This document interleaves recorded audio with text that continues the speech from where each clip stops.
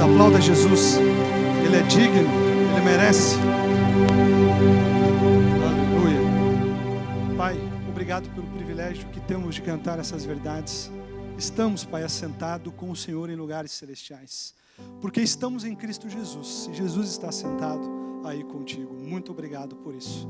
Pai, obrigado por mais essa noite de culto, de celebração. Eu tenho certeza, Pai, que o Senhor está recebendo o nosso culto, a nossa celebração, porque nós somos filhos amados do Senhor. Muito obrigado. Espírito Santo, por gentileza, sinta-se à vontade no nosso meio. A Bíblia Sagrada diz que Jesus Cristo levou sobre si toda doença e toda enfermidade. Então, por gentileza, Espírito Santo, cure nesse momento, em nome de Jesus. A Bíblia Sagrada também diz que o nosso Deus e Pai, Ele nos tirou do reino das trevas, do império das trevas, e nos transportou para o reino da luz. Espírito Santo, por gentileza, traga luz agora, em nome de Cristo Jesus. E abra os olhos do nosso entendimento, abra os olhos do nosso espírito. Nos ensina, Espírito Santo, em nome de Jesus Cristo de Nazaré. Amém, amém. Eu saúdo os irmãos com a graça e a paz do Senhor Jesus Cristo. Amém? Por gentileza, tome seu assento. Fique bastante à vontade. Para mim é um privilégio poder compartilhar com os irmãos um pouquinho daquilo que Deus tem colocado no meu coração. E hoje nós vamos tratar de 3 assuntos, se assim o Espírito Santo permitir. Nós vamos falar sobre visão, sobre declaração e sobre a ação do Espírito Santo. Algumas semanas atrás nós conversamos a respeito do conhecimento e a importância que é nós conhecermos corretamente. Existem 2 tipos de conhecimento. O conhecimento mais genérico, né? E existe o epignose, que é aquele conhecimento preciso, exato a respeito do assunto. E se nós conhecemos corretamente, então nós passamos a crer corretamente e existe uma chance muito grande de nós obtermos o resultado desejado. Se nós conhecermos erroneamente, nós vamos crer erroneamente e então não vamos atingir aquele resultado que tanto desejamos. Nós também aprendemos que todos os tesouros da sabedoria e do conhecimento estão em Cristo Jesus, conforme Colossenses 2, os versos 2 a 3. Faço isto, o apóstolo Paulo nos ensinando, para que o coração deles seja consolado e para que eles, vinculados em amor, tenham toda a riqueza da plena convicção do entendimento, para conhecimento do mistério de Deus, que é Cristo, em quem estão ocultos todos os tesouros da sabedoria e do conhecimento. Aleluia. Cristo era o mistério de Deus. Uma vez que Cristo foi revelado, então nós temos o conhecimento de Cristo. O conhecimento de Cristo chegou até nós. E então nós podemos desfrutar de vida, e vida abundante. Nesse mesmo texto, nós aprendemos que os tesouros da sabedoria e do conhecimento estão em Cristo Jesus. E por isso nós devemos conhecer Cristo Jesus profundamente. Essa para mim é uma das chaves da vida cristã abundante. Conhecer Cristo Jesus profundamente. Conhecendo Cristo Jesus, nós vamos ter a correta visão de quem somos. Pois como a Bíblia afirma em 1 João 4,17, assim como Jesus é, nós também somos. Nisto o amor é aperfeiçoado, ou nisto o amor é conhecido em nós, para que no dia do juízo mantenhamos confiança, pois assim como Jesus é, nós também somos neste mundo. Aleluia. Depois dessa breve introdução, eu quero entrar no primeiro ponto, que é a visão, ou vendo corretamente. Por gentileza, abra sua Bíblia em Gênesis, no capítulo 15, versos de 5 a 6. Uma história bastante conhecida. Então o Senhor levou Abraão para fora e disse: olhe para os céus. Então Deus leva Abraão para fora da sua tenda e chama a atenção de Abraão e diz: olhe para os céus, Abraão, e conte as estrelas, se você puder contá-las. E lhes disse: assim será a sua posteridade.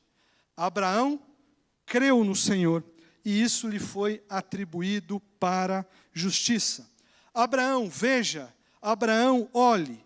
A palavra olhe no original é nabate, e ela significa contemplar, mostrar consideração, prestar atenção.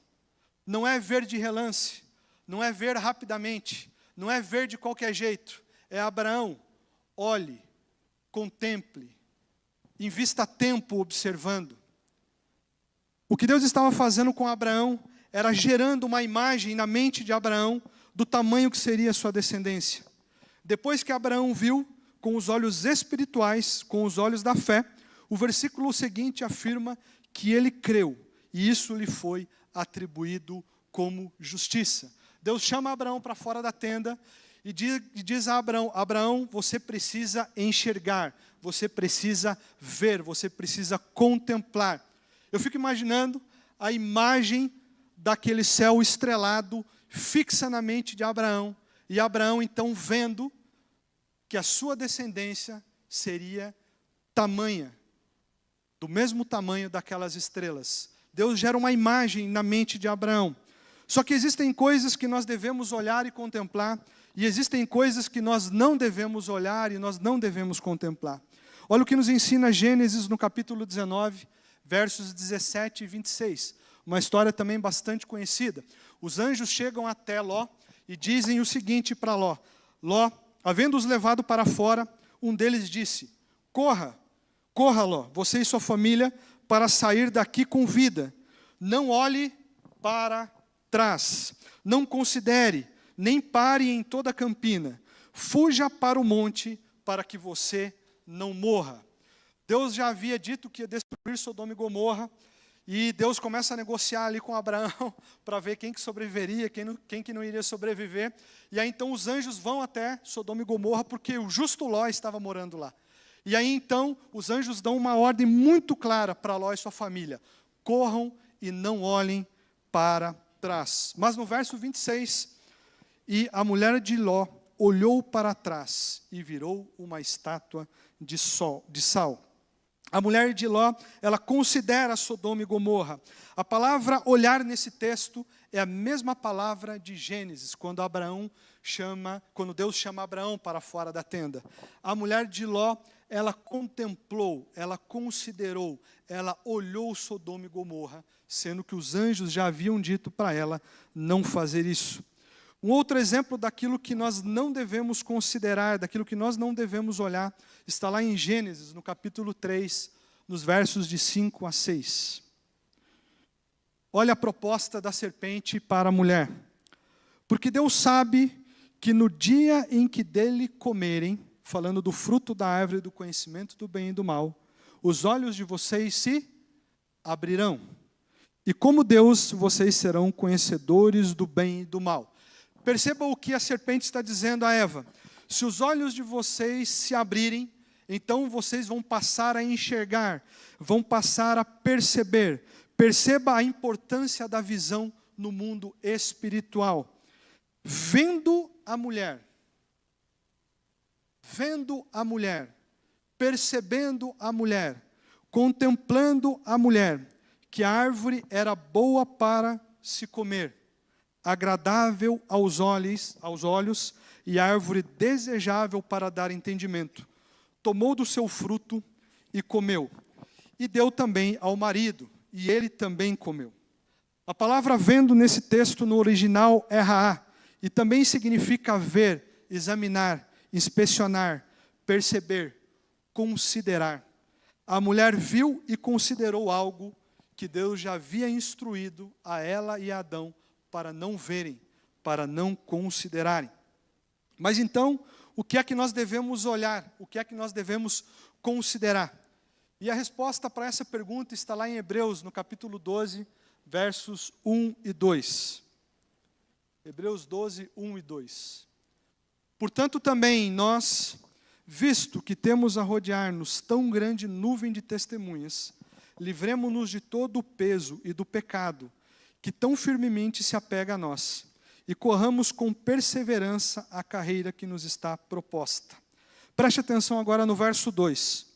Olhando, considerando firmemente para o autor e consumador da nossa fé, Jesus, o qual em troca da alegria que lhe estava proposta, suportou a cruz, sem se importar com a vergonha, e agora está sentado à direita do trono de Deus. A palavra olhar nesse texto no original é aforaua, e significa tirar os olhos de outras coisas e fixá-las em algo. Devemos ter os nossos olhos fixos, a nossa visão, somente em Cristo Jesus e na sua obra. O que o escritor aos Hebreus está nos ensinando é que muitas vezes nós fixamos os nossos olhos em notícias, em circunstâncias, em pessoas, em situações, e nós devemos tirar os nossos olhos dessas circunstâncias, dessas pessoas, dessas situações, e termos os olhos fixos em Cristo Jesus e na sua obra. Mas o que é ter os olhos fixos em Jesus e na sua obra?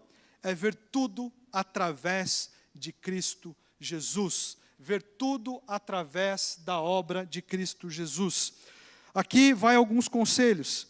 Não fiquem narrando as circunstâncias, vendo as situações e narrando o que o diabo está fazendo. Olhe essa circunstância através da obra de Cristo Jesus. Primeiro passo, gere uma imagem na sua mente do que você gostaria de ver.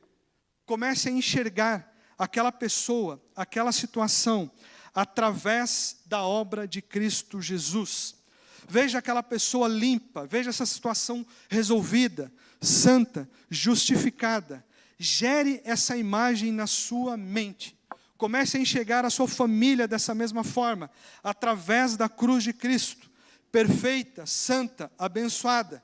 Comece a enxergar os seus negócios assim também, através da obra de Cristo Jesus, prósperos, abundantes.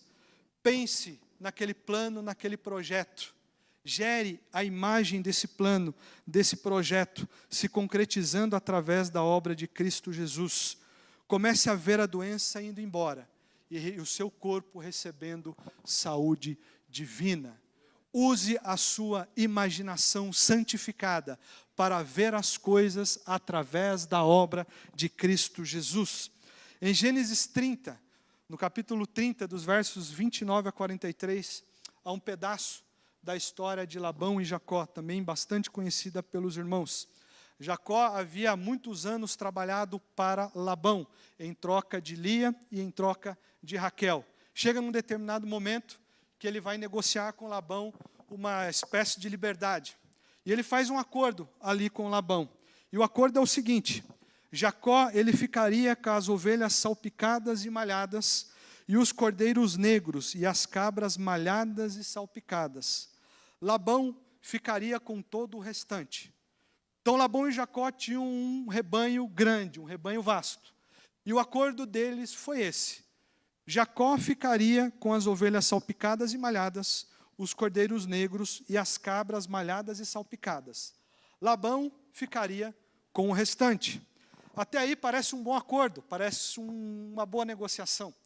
Só que a Bíblia nos ensina que naquele mesmo dia, Labão faz o seguinte: ele separa os bodes listrados e malhados, e todas as cabras salpicadas e malhadas, e todos os que tinham alguma brancura, e todos os cordeiros pretos, e os passou para a mão de seus filhos.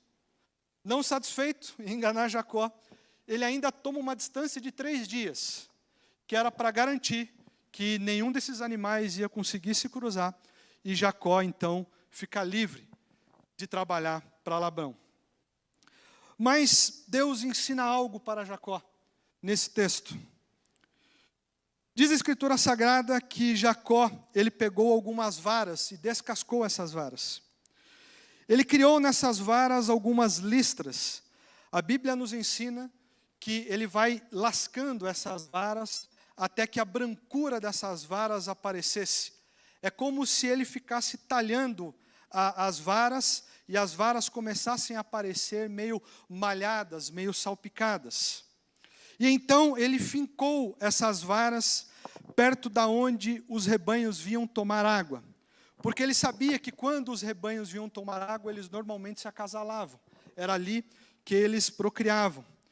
E imagine Jacó, dia após dia, sentado, olhando para aquelas varas todas riscadas que ele tinha colocado. Aquele rebanho vindo tomar água. A água ali é um tipo da palavra de Deus. As varas são um tipo da cruz, um tipo da obra de Cristo Jesus. E Jacó, vendo aquelas ovelhas e aqueles animais através daquelas varas.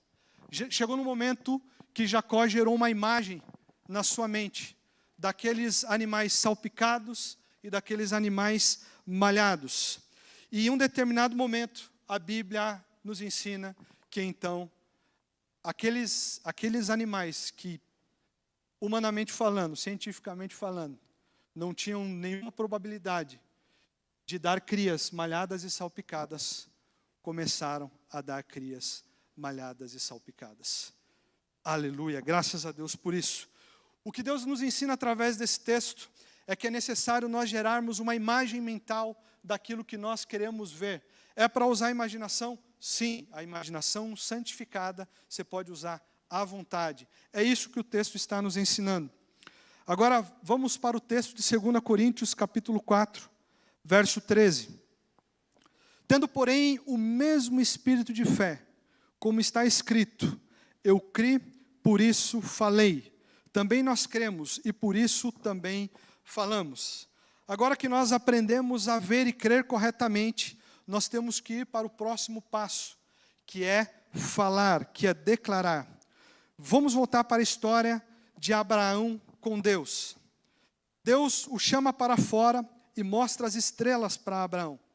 O versículo seguinte diz que Abraão creu.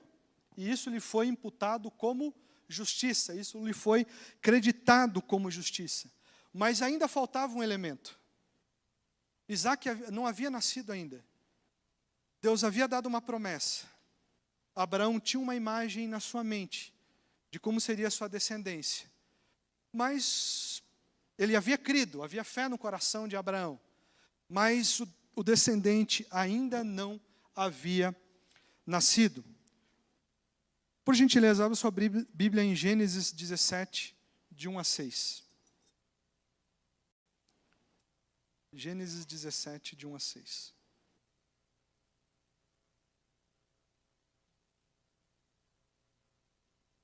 Quando Abraão atingiu a idade de 99 anos, o Senhor apareceu a ele e disse: Eu sou o Deus Todo-Poderoso. Eu sou o El Shaddai. Ande na minha presença e seja perfeito, Abraão. Farei uma aliança entre mim e você, e darei a você uma descendência muito numerosa. Abraão se prostrou com o rosto em terra, e Deus lhe falou: Quanto a mim, esta é minha aliança com você. Você será pai de muitas nações. O seu nome não será mais Abraão, e sim Abraão, porque eu o constituí pai de muitas nações. Farei com que você seja extraordinariamente fecundo. De você farei surgir nações, e reis procederão de você. Aleluia. Deus muda o nome de Abraão, que significa pai exaltado, para Abraão, que significa pai de multidões. Dessa forma, a palavra era declarada cada vez que Abraão era chamado. A partir desse momento, toda vez que Sara chamava Abraão, ela estava dizendo: pai de multidões, vem aqui. Toda vez que um servo chamava Abraão, esse servo estava declarando: aquele lá é o pai de multidões. E a partir desse momento, quando Abraão tinha que se apresentar para alguém, ele dizia: eu sou Abraão, pai de multidões. Mas Isaac ainda não havia nascido. Deus nos ensina através desse texto a declarar o que vemos com os olhos do Espírito. Perceba que Deus já havia falado com Abraão, já havia uma promessa, havia uma visão, havia fé. Abraão havia crido, isso lhe foi imputado como justiça, mas o descendente ainda não havia nascido. Faltava uma palavra, faltava uma declaração. O próprio Deus nos ensina isso também em Gênesis, no capítulo 1, a partir do verso 1. No princípio, Deus criou os céus e a terra. A terra era sem forma e vazia. Havia trevas sobre a face do abismo, e o Espírito de Deus se movia sobre a face das águas. Então Deus disse: haja luz, ou luz seja, e houve luz. Aleluia, graças a Deus por isso. Deus declara o que ele queria ver. Nos olhos humanos, o que nós vemos, o que nós imaginamos olhando para esse texto, é a terra sem forma e vazia e trevas, e o Espírito Santo pairando sobre essas águas. Mas Deus, ele não olha para aquilo que estava acontecendo. Deus cria uma imagem daquilo que ele queria ver, e ele declara isso: luz seja, luz apareça, luz crie. O Espírito Santo, eu quero chamar a sua atenção para isso, muito importante. O Espírito Santo estava presente ou não estava? Sim. Então, não é uma questão de ter ou não ter a presença do Espírito Santo, não é uma questão de ser ou não ser habitação do Espírito Santo, porque nós somos a habitação do Espírito Santo. Eu e você somos tabernáculo, somos morada do Espírito Santo. O que muitas vezes nos separa de obter ou não obter, de criar ou não criar, não é ter ou não ter o Espírito Santo, mas é o quanto da palavra eu declaro. O Espírito Santo, ele se move através de uma palavra, ele não se move através de um sentimento, de uma emoção ou de um desejo. Ele se move através da palavra falada, da palavra criada. Também não adianta abrir a Bíblia, deixar ela lá na sua casa, no seu trabalho, no seu escritório, achando que, sem declarar aquela palavra, as coisas vão acontecer.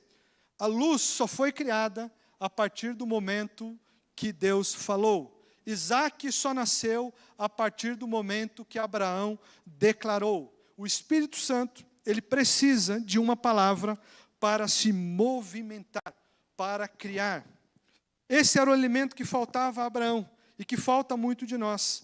Declarar a palavra de Deus. Deus criou todas as coisas declarando, dizendo. Voltemos à história de Jacó. Imagine que cada uma daquelas varas que ele foi colocando diante do rebanho é um versículo da Bíblia. É uma porção da palavra de Deus. Para cada situação, para cada ovelha, existe um versículo, existe uma palavra de Deus. Diante da escassez, nós podemos declarar Salmos capítulo 1, verso 3. Tudo aquilo que nós fazemos é bem-sucedido. Diante da doença, nós podemos declarar Romanos capítulo 8, verso 11. O mesmo Espírito que vivificou Cristo Jesus dentre os mortos, vivificará o nosso corpo mortal. Diante de um problema na família, com os filhos, nós podemos declarar o Salmo 127, Salmo 127, verso 3. Os filhos são herança do Senhor. Imagine, cada vara daquela é um versículo da palavra de Deus, é uma porção da palavra. Toda vez que Jacó olhava através daquela vara, toda vez que alguma ovelha ia tomar água ali, ele declarava uma porção da palavra de Deus. Agora, imagine nós fazendo isso. Imagine diante de cada situação, se ao invés de nós narrarmos aquilo que o diabo está fazendo, nós começarmos a declarar a palavra de Deus. Nós também precisamos aprender a ser mais específicos diante de Deus. Olha o que Jesus nos ensina em Marcos, no capítulo 10, versos 46 a 52. E foram para Jericó, Jesus e seus discípulos. Quando Jesus saía de Jericó, juntamente com os discípulos e numerosa multidão, Bartimeu, um cego, mendigo, filho de Timeu, estava sentado à beira do caminho. E ouvindo que era Jesus, o Nazareno, começou a gritar: Jesus, filho de Davi, tenha misericórdia de mim, ou tenha compaixão de mim. Mesmo Bartimeu, cego fisicamente, ele tinha uma imagem de Jesus. Quem Jesus era para Bartimeu? Filho de Davi. Ele via Jesus dessa forma. Alguém cego fisicamente, tinha uma imagem de quem Jesus era na sua mente, na sua alma. Ele era o filho de Davi. Olha o que diz o versículo 48. E muitos o repreendiam para que se calasse, mas ele gritava cada vez mais: Filho de Davi, tenha compaixão de mim. Jesus parou e disse: chamem o cego. Jesus conhecia ou não conhecia a condição de Bartimeu? Chamem o cego. Chamaram então o cego, dizendo-lhe: coragem, levante-se, porque ele está chamando você. Atirando a capa para o lado, o cego levantou-se de um salto e foi até onde estava Jesus, que lhe perguntou: o que você quer que eu lhe faça? O cego respondeu: mestre, que eu possa ver de novo. Então Jesus lhe disse: vá, a sua fé lhe salvou. E imediatamente passou a ver. E foi seguindo Jesus estrada afora. Aleluia. Quando nós olhamos para esse texto, dá até uma impressão assim de um certo sarcasmo de Jesus, né? Jesus primeiro diz assim: chamem o cego. Então Jesus sabia que ele era cego, né? E aí, quando o cego está diante dele, ainda Jesus pergunta para ele: o que você quer que eu te faça? Agora, vamos inverter um pouquinho essa relação. Não vamos pensar na condição do cego, vamos pensar na condição de Jesus. Bartimeu clamava por compaixão.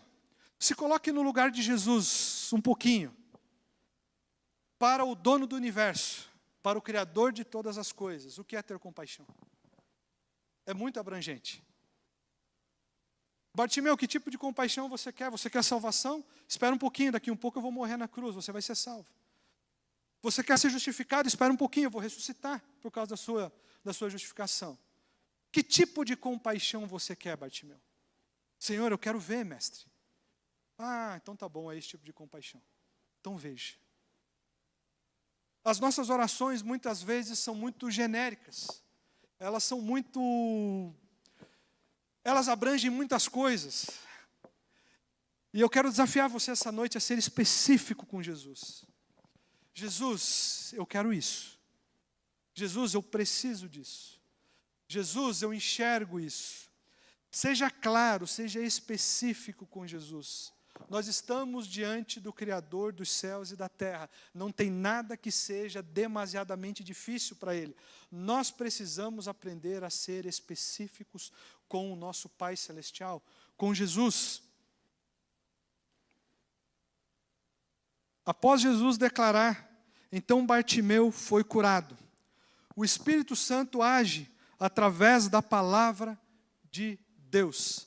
Jesus declarou, o Espírito agiu e Bartimeu foi curado. Gere uma imagem clara no seu espírito e na sua mente do que você deseja. Misture fé a essa imagem. Adicione fé a ela. Creia no coração, creia no espírito. Depois declare a palavra de Deus sobre essa situação ou sobre essa pessoa. Permita que o Espírito Santo haja a seu favor. Olha o que nos ensina o apóstolo Paulo em Colossenses 1, versos 15 a 22. E eu já quero encerrar.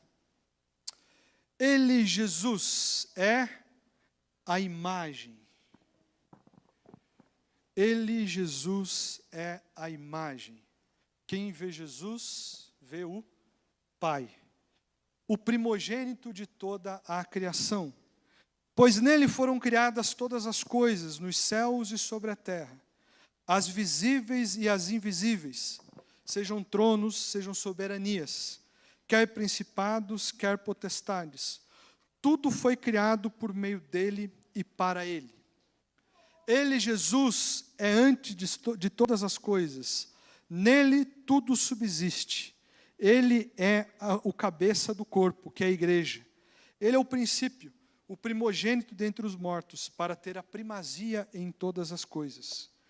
Porque Deus achou por bem que nele residisse toda a plenitude. E que, havendo feito a paz pelo sangue da sua cruz, por meio de Cristo Jesus, reconciliasse consigo mesmo todas as coisas, quer sobre a terra, quer nos céus. E vocês que no passado eram estranhos e inimigos no entendimento pelas obras más que praticavam. Eu quero chamar sua atenção agora para o verso 22.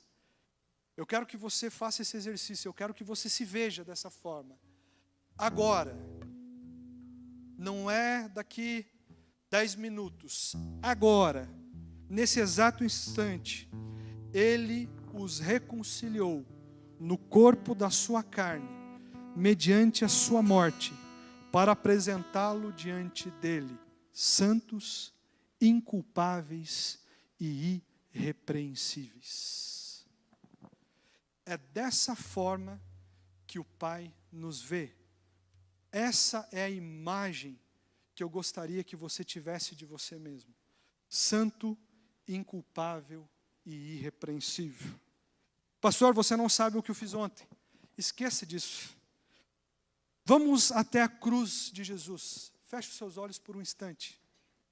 Eu quero que você se imagine diante de Jesus e daquela cruz. Agora eu quero que você se veja através da cruz e da obra de Jesus.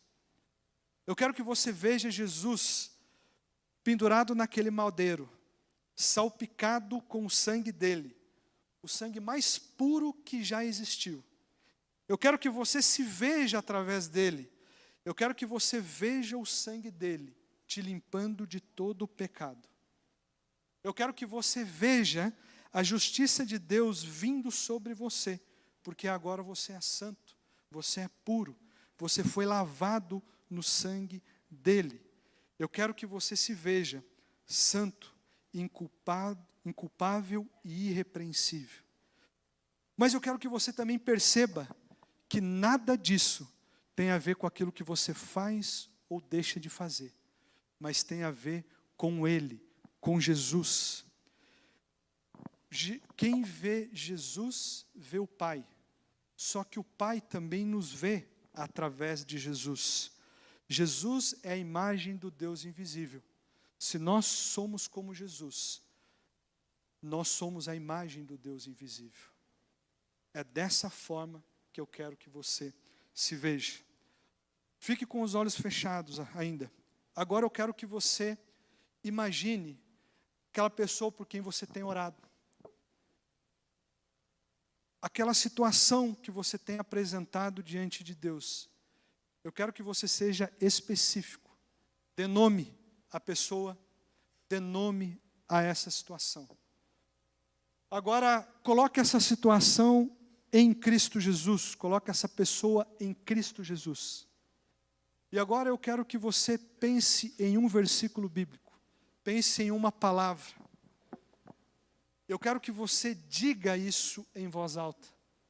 Cite esse versículo em voz alta, da maneira como ele lhe vier à mente. Pode falar em voz alta, não precisa ficar com vergonha não. Pronto. Espírito Santo, em nome de Cristo Jesus, nós apresentamos diante do Senhor cada uma dessas pessoas e cada uma dessas situações. O Senhor tem material para trabalhar agora. Nós temos uma imagem, nós temos fé, nós temos uma palavra declarada. Espírito Santo, assim é. Cura, seja. Libertação, aconteça. Negócios, prosperem, abundem. Em um nome de Cristo Jesus. Em um nome de Jesus. Amém, amém. Glórias a Deus por isso. Podem abrir seus olhos. Aleluia. Eu creio, meus irmãos, que um dos segredos da vida abundante, da vida cristã abundante, está nesses passos. Nós vemos claramente, termos fé no nosso coração, declararmos a palavra, para que o Espírito Santo possa agir a nosso favor. Era isso que eu gostaria de compartilhar com os irmãos nessa noite. Peço a gentileza de você se colocar em pé nesse momento. Nós vamos adorar ao Senhor uma vez mais. Fiquem na graça e na paz de Cristo Jesus. Permaneçam abençoados.